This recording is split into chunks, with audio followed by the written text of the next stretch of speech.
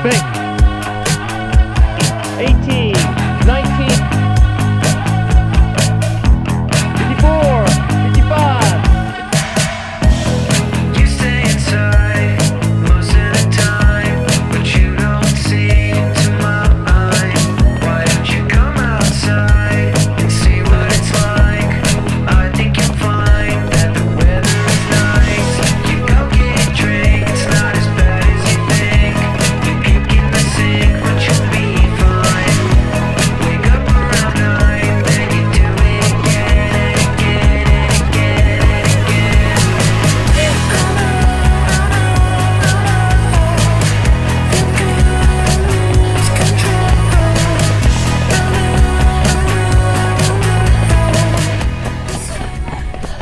All right, episode 338, let's get into it.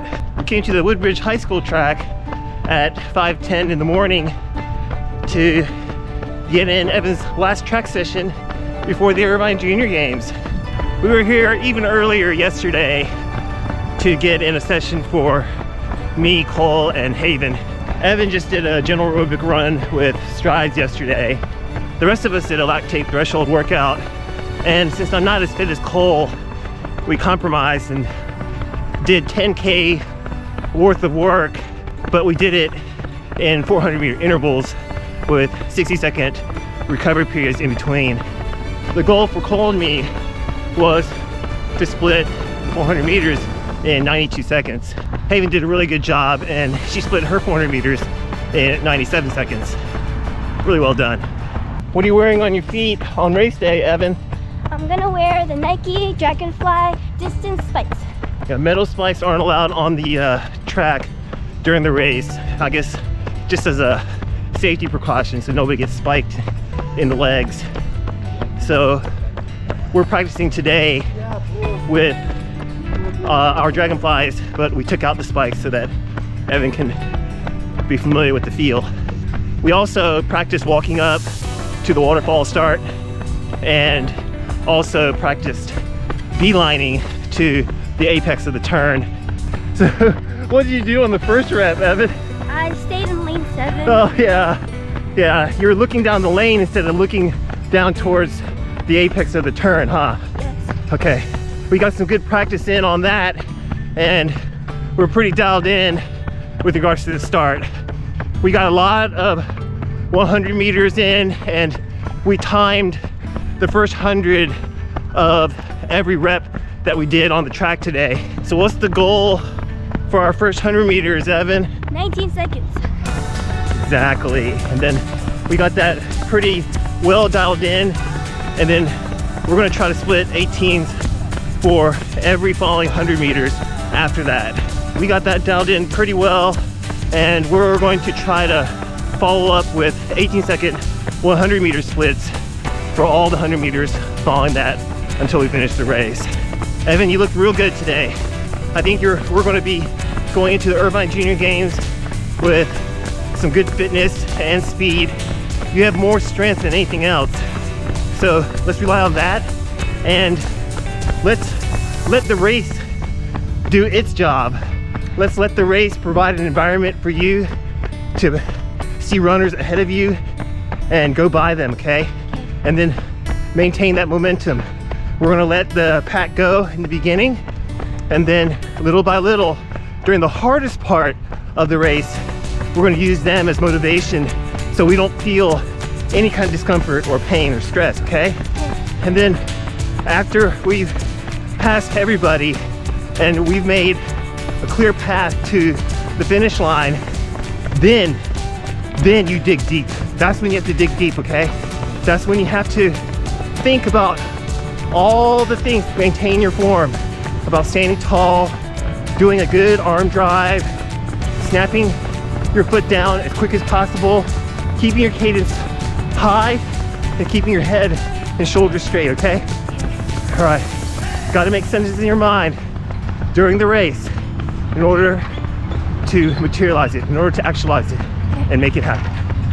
Hey Evan, are you nervous about the Irvine Junior Games? Yes, a little bit, but I just need to remember all the things I practiced, and I'll be good. Last year, we did the Irvine Junior Games as a favor to Evan's 5th grade teacher. Evan's teacher was one of the organizers at Evan's school for the Irvine Junior Games and was in need of more participants. So Evan felt a little bit obligated to be there for her teacher last year. Last year, Evan had fun doing the race, so she wanted to return and try to make the standing 6th grade record in 800 meters, and she thought it would be fun to give it a go. I would much rather focus on building speed in the 10K than focusing on middle distance, either the 800 meters or the 1500 meters. But I still find value in doing work in middle distance, and I'm going to talk about why developing running economy and higher top speed is so advantageous for marathon running.